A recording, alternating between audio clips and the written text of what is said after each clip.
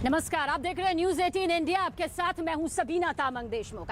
एक बेहद खास मुद्दे पर हम हाजिर हैं आप सभी के सामने एक एक अपडेट रखने के लिए, क्योंकि बात देश की सुरक्षा से जुड़ी हुई है। वो आतंकी जिसकी गिरफ्तारी कल की गई है और साथ ही 14 दिन की रिमांड भी अब यहां पर मिल चुकी है। यानी इस दौरान वो पूछताछ यहां पर की जाएगी जिससे कई बड़े खुलासे हो सकते हैं, क्योंकि अशरफ नाम का आतंकी जिसे दिल्ली के लक्ष्मी नगर से गिरफ्तार किया गया था, जानकर आपको हैरानी होगी कि पिछले 15 साल से वो दिल्ली में रह रहा था और कई बड़ी आतंकी वारदातों के जरिए वो दिल्ली को जख्मी करना चाहता था, दिल्ली को दर्द देना चाहता था। वो चाहता था कि देश में अराजकता का माहौल पैदा हो, देश में खून खराबा हो, लेकिन ऐसा वो कर पाता उससे पहले ही कई बड़ी आतंकी वारदातों को अंजाम देने वाला ये जो अशरफ है, जिसका नाम अशरफ बताया जा रहा है, वो आखिरकार पुलिस की चंगुल में आ गया। दिल्ली पुलिस की स्पेशल सेल का जिक्र कर रहे हैं जिसने ये गिरफ्तारी की और एक बड़ी कामयाबी हासिल की, खासतौर से ऐसे वक्त में जब आने वाले वक्त में त्योहारों का वक्त है।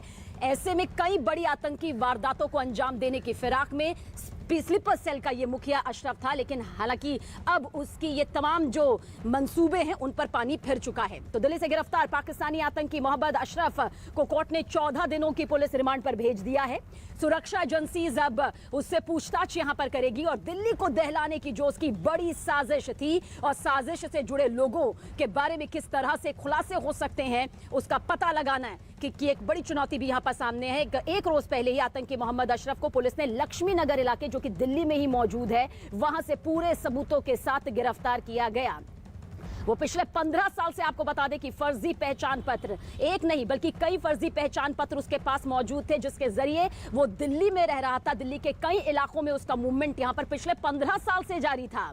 दिल्ली में अली मोहम्मद नूरी के नाम से वो यहां पर रह रहा था और लोन वुल्फ अटैक की तैयारी में था। ये एक ऐसा अटैक होता है जिसमें एक टीम नहीं होती है, बल्कि वो छोटे हथियार होते हैं जिनसे बड़ी आतंकी वारदातों के जरिए दहशत फैलाई जाती है, खून खराबा मचाया जाता है। इसके अलावा यह भी बता दें कि जांच के बाद यह बात भी सामने आई कि किस तरह से वो त्योहारों के मौके पर, क्योंकि अभी आने वाले वक्त में दशहरा है, दिवाली है, भाई दूज है, ऐसे में फेस्टिव सीजन जो है जहां पर खुशियां होती है, उसी को खून से रंगने की इसकी नापाक साजिश यहां पर सामने आ रही है। दिल्ली पुलिस की स्पेशल सेल ने उसकी निशानदेही पर AK-47 और हैंड ग्रेनेड बरामद किया है, जिसे उसने कालिंदी कुंज इलाके में यमुना किनारे रेत में छिपा कर रखा था। एक बड़ी आतंकी वारदात को अंजाम देने की फिराक में यह आतंकी था। हालांकि उसके नापाक मंसूबों पर वक्त रहते पानी फेर दिया गया।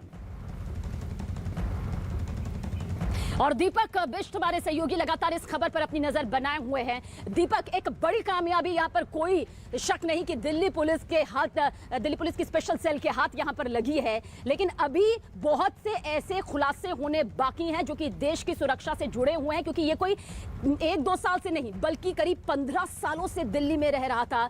इस दौरान अब वो कौन कौन से खुलासे हो सकते हैं जो ये बताएंगे कि देश की सुरक्षा में कितनी बड़ी सेंध लगाने की इस सरगना के जरिए कोशिश की जा रही थी। देखिए सबीना, सबसे पहली चीज़ ये बता दूं कि इतने खुलासे होंगे और आगे भी होंगे, क्योंकि कुछ खुलासे अब हो चुके हैं, शुरुआत हो चुकी है पूछताछ की। जैसे जैसे इस आतंकी से पूछताछ होगी वैसे वैसे ये खुलासे करता हुआ जाएगा। सबसे पहला खुलासा इसने ये किया है कि इसने जम्मू कश्मीर में भी कई बार रेकी की थी, कई जगह बम धमाकों में ये शामिल रहा है, वहाँ पर रेकी करने में शामिल रहा है। साथ ही 2011 में दिल्ली में दिल्ली हाईकोर्ट के सामने बम धमाका हुआ था जिसमें 15 लोगों की जान गई थी। वहाँ पर भी इसने कई बार रेकी की थी। हालांकि पुलिस सूत्रों के मुताबिक इसने वहाँ पर ये नहीं कबूला कि वो बम धमाके में शामिल था, लेकिन रेकी करने में ये शामिल था। इसका मतलब साफ है कि ये sleeper cell active sleeper cell का मेंबर था और साथ ही लॉजिस्टिक सपोर्ट ये देता था, और इसी वजह से इसका जो है मूवमेंट इतनी जगह रहा था। और सबसे पहले ये जानकारी भी सामने आई है कि बिहार में इसने भारत में घुसने के बाद बिहार से अपनी आइडेंटिटी बनवाई थी और एक सरपंच के जरिए इसने अपनी आइडेंटिटी बनवाई थी, जिसके बाद उस आइडेंटिटी के बल पर इसने अपना पासपोर्ट तक हासिल कर लिया। तो ये सारी जो है जांच एजेंसियां अब इन सभी दावों पर उसकी जांच करेंगी। और सबसे अहम चीज़ यही है कि अभी इसके अलावा भी कई और खुलासे होने हैं, क्योंकि जितने भी बम धमाके इन 15 सालों में दिल्ली और पूरे दूसरे राज्यों में रहे हैं, मुंबई में रहे हैं, राजस्थान में रहे हैं, तो ये सारी चीज़ें जो है जांच का हिस्सा है और इन सभी से इसके तार जुड़ने की पूरी संभावना यहाँ पर दिखाई दे रही है।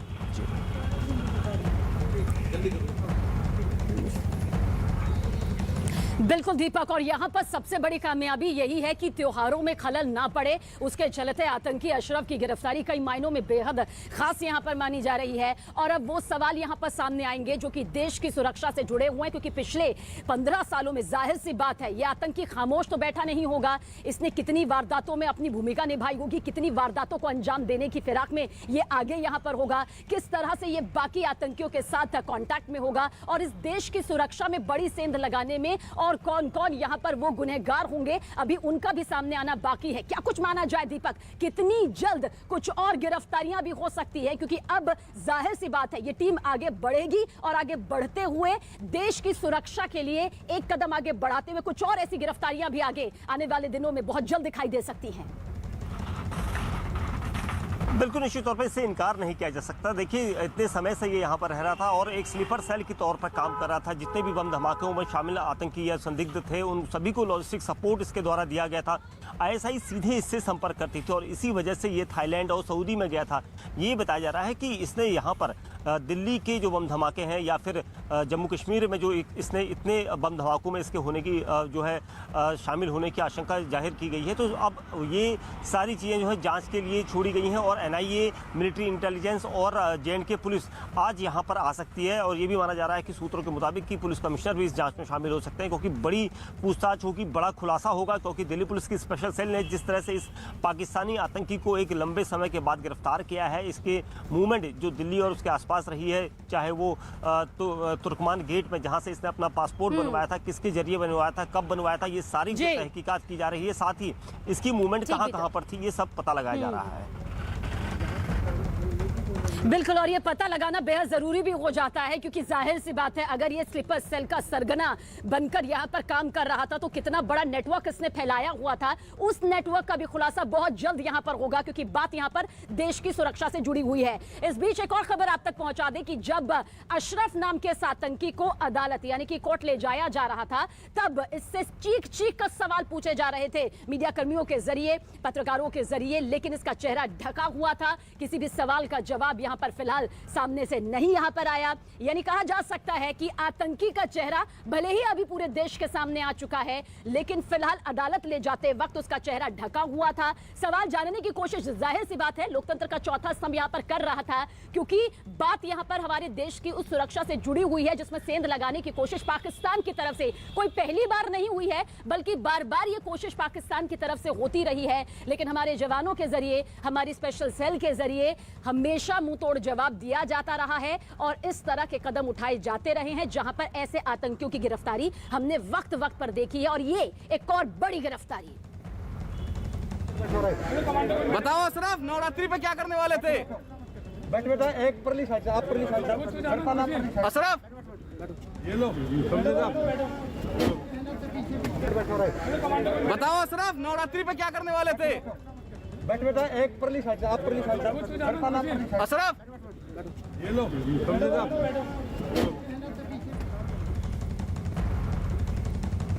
और दीपक भी लगातार हमारे साथ, हमारे सहयोगी इस खबर पर अपनी नजर बनाए हुए हैं। दीपक, पल पल की अपडेट हम यहाँ दर्शकों तक पहुंचा रहे हैं, इसलिए क्योंकि हम जानते हैं कि ये महज कोई मुद्दा नहीं है, ये एक ऐसा सवाल है जहां पर एक आतंकी पिछले 15 सालों से देश की राजधानी दिल्ली में बेखौफ होकर रह रहा था और न जाने उसने कितनी आतंकी वारदातों को यहाँ पर अंजाम दिया। और ये भी साफ है कि आने वाले वक्त में वो देश की राजधानी दिल्ली को दहलाने की पूरी कोशिश की फिराक में था, यानी कि पूरा नेटवर्क यहाँ पर बड़ा था। लेकिन इस बीच जब उसे अदालत ले जाया जा रहा था तो जाहिर सी बात है उसका चेहरा ढका हुआ था। कई सवाल यहां पर मीडिया कर्मियों के जरिए, आपके हमारे जरिए पूछे गए, लेकिन एक भी जवाब यहां से सामने नहीं आया। 15 सालों में न जाने वो सबके सामने किस तरह से मासूम बनकर रूबरू होता रहा होगा, लेकिन जब एक आतंकी के तौर पर उसकी पहचान हकीकत सामने आई तो एक भी सवाल का जवाब नहीं। बिल्कुल निश्चित तौर पर देखिए, जवाब देना भी नहीं चाहेगा, क्योंकि इतने समय से वो यहाँ पर रहा था। बाकायदा जिन लोगों के बीच में वो रहा था वो वहाँ पर जाकर खुद को पीर बाबा या फिर मौलवी या मौलाना कहकर संबोधित करवाता था, और ताकि वो लोग उस पर विश्वास करें और उसके साथ रहें, और इसी का वो उसका पूरा फ़ायदा उठाता है। क्योंकि स्लीपर सेल हमेशा सामने नहीं आते हैं, अपनी आइडेंटिटी छुपा कर रहते हैं, और इसका ये फ़ायदा उठाता था। स्लीपर सेल एक्टिव मेंबर था ये दिल्ली और पूरे हिंदुस्तान का, और इसने यहाँ से कहाँ पर लॉजिस्टिक सपोर्ट दिया था, क्योंकि कई धमाकों में इसके शामिल होने की आशंका है। क्योंकि पाकिस्तान से जब ये निकला था तो सबसे पहले ये जम्मू कश्मीर जाना चाहता था, और वहाँ पर जाकर इसको ISI ने जिस तरह से ट्रेनिंग दी थी, ये सिर्फ जम्मू कश्मीर में धमाके और उस तरह की चीज़ें तो आतंकी हमलों को करना चाहता था, और वहाँ पर गया भी था, कई साल वहाँ पर रुका, कई समय रुका, और उसके बाद जब ये वापस आया तब तक वहाँ धमाके हुए थे। यानी रेकी करना इसका सबसे बड़ा मकसद था, और वहाँ पर लॉजिस्टिक सपोर्ट देना था, आइडेंटिटी देनी थी उन आतंकियों को, संदिग्धों को धमकी करने की। तो इन सारी चीज़ों में सवाल जवाब शुरू हो चुके हैं। देर रात तक इससे पूछताछ की जा रही है, और अब ये धीरे धीरे खुलासे जो होंगे उस पर पुलिस की टीमें जो है जांच के लिए भेजी जाएंगी। बिल्कुल जाहिर सी बात है, और आप कह भी बिल्कुल सही रहे कि अब किस मुंह से वो उन सवालों का जवाब दे रहा होगा या देता, क्योंकि पिछले 15 सालों में तो वो एक बड़ा ठगी बनकर आतंक की ये पूरी दुनिया चला रहा था। लेकिन अब वो गिरफ्त में आ चुका है। दिल्ली पुलिस की स्पेशल सेल ने एक बड़ी कामयाबी हासिल करते हुए इस आतंकी को आखिरकार गिरफ्तार कर लिया है, और अभी आने वाले दिनों में कुछ और बड़े खुलासे यहाँ पर होंगे। दीपक आएंगे आपके पास, लेकिन एक और खबर इस बीच पहुंचा देते हैं, क्योंकि त्योहारों का सीजन है। एक बड़े आतंकी अशरफ की गिरफ्तारी यहाँ पर हुई है। 14 दिन के रिमांड में भी उसे ले लिया गया है, जहां पर पूछताछ के दौरान कई और खुलासे भी होंगे। लेकिन अब पुलिस और सतर्क हो गई है। मॉल, बाजार, भीड़ भाड़ वाले इलाके जो हैं, मेट्रो स्टेशन जो हैं, वहां पर सतर्कता और भी बढ़ा दी गई है। चेकिंग जो है वो और भी ज्यादा बढ़ा दी गई है। इसके साथ साथ हम भी एक जिम्मेदार चैनल होने के नाते आपसे यह अपील करेंगे कि अगर आप भी अपने आसपास कुछ संदिग्ध देखते हैं तो अपनी जिम्मेदारी के साथ संबंधित विभाग को, पुलिस विभाग को इसकी जानकारी जरूर दें, और भीड़ भाड़ वाले इलाकों में जाने से बचें, क्योंकि इन आतंकियों की नजर हमारे त्योहारों पर होती है। इनका मकसद ही होता है कि हमारी खुशियों में ये खून खराबा डाल दे, हमारी खुशियों में ये खलल डाल दे। इसलिए जितनी कोशिश हो आप अभी फिलहाल बच कर रहिएगा। और दीपक भी हमारे साथ लगातार बने हुए हैं। दीपक, यहां पर आपकी तरफ एक बार फिर से आएंगे।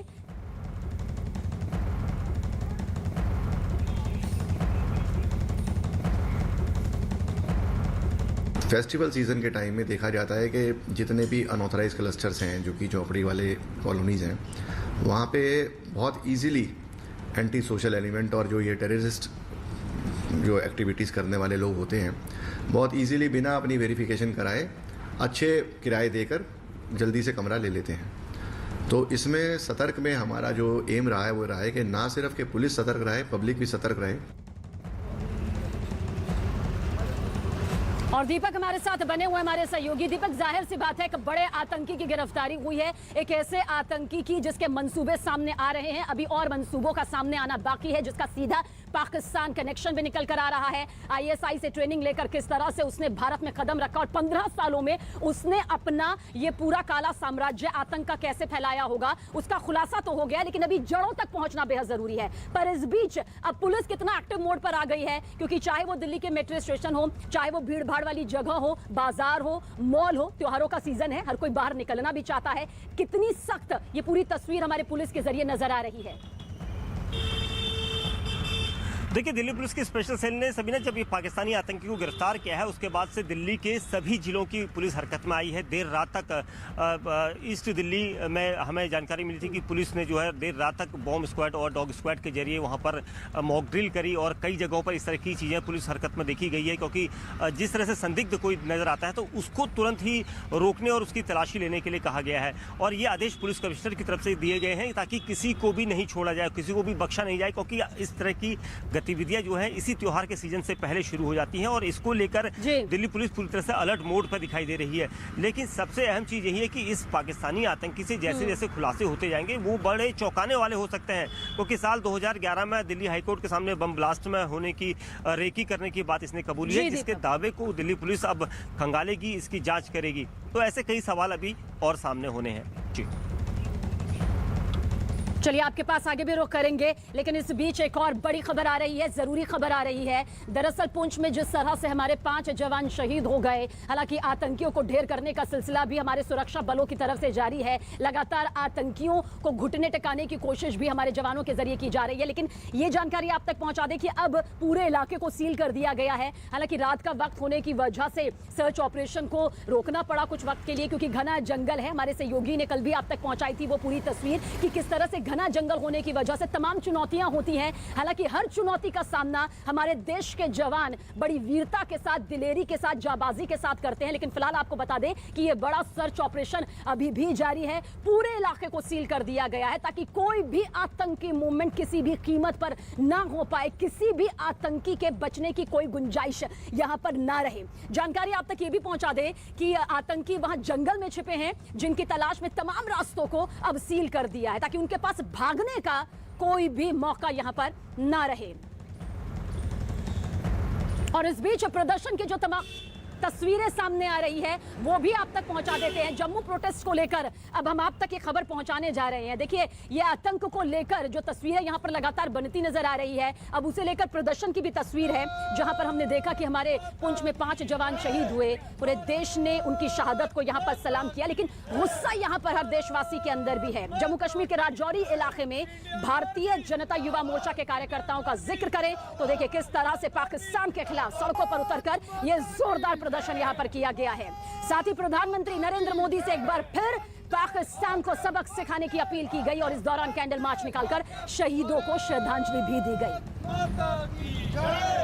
आज पूरे देश के अंदर जिस प्रकार से पाकिस्तान और अलगाववाद और आतंकवाद के लिए आक्रोश की लहर है, हम माननीय केंद्रीय गृह मंत्री और प्रधानमंत्री साहब से अपील करते हैं कि जिस प्रकार से बार बार पाकिस्तान की ये नापाक हरकत यहाँ पे की जा रही है, एक बार पीओके के ऊपर निर्णायक लड़ाई, आर पार की लड़ाई की जानी चाहिए।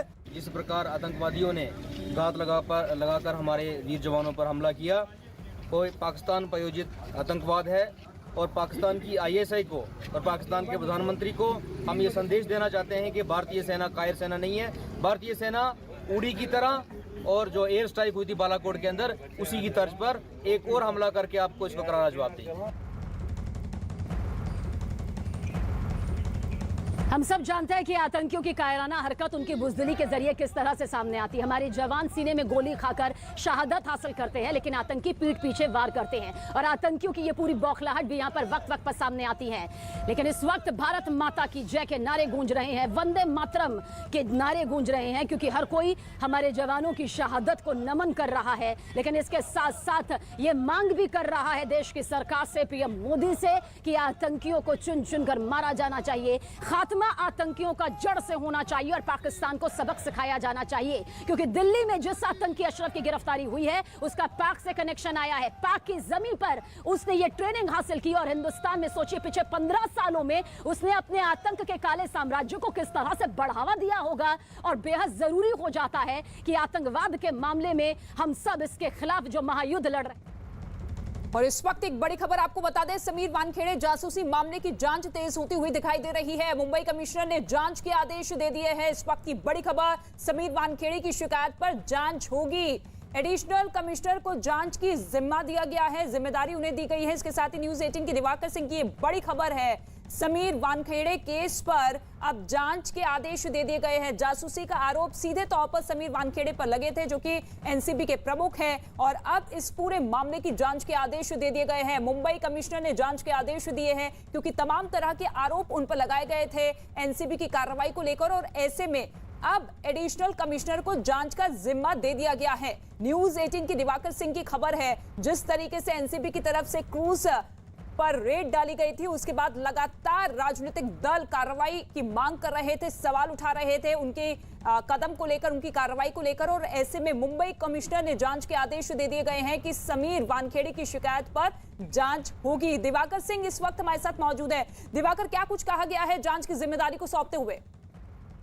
रितिका, देखिए 2 दिन पहले समीर वानखेड़े ने खुद महाराष्ट्र के डीजीपी संजय पांडे से मुलाकात की थी और ये शिकायत दर्ज कराई थी कि मुंबई पुलिस के कुछ लोग हैं उनकी जासूसी कर रहे हैं। जिस वक्त वो अपनी मां के कब्रिस्तान में जाते हैं वहां पर लगातार मुंबई पुलिस के 2 लोग उनकी जासूसी कर रहे हैं। इस शिकायत के बाद महाराष्ट्र के डीजीपी ने ये शिकायत सीधा मुंबई पुलिस के कमिश्नर हेमंत नगराले को भेजी। हेमंत नगराले ने शिकायत मिलने के बाद तुरंत इस पूरे मामले की जांच के आदेश दिए हैं। एडिशनल कमिश्नर रैंक के अधिकारी को इस जांच की जिम्मेदारी सौंपी गई है और सबसे अहम चीज की जल्द से जल्द इस पूरे मामले में रिपोर्ट देने को कहा गया है, क्योंकि एनसीबी के जोनल डायरेक्टर है समीर वानखेड़े और जिस तरह से उन्होंने मुंबई पुलिस पर जासूसी करने का आरोप लगाया था, एक बहुत बड़ा बहुत गंभीर आरोप था मुंबई पुलिस पर, और इसीलिए जांच के आदेश तुरंत मुंबई पुलिस कमिश्नर ने दिए हैं। बिल्कुल ठीक है, शुक्रिया दिवाकर सिंह इस तमाम जानकारी के लिए आपका।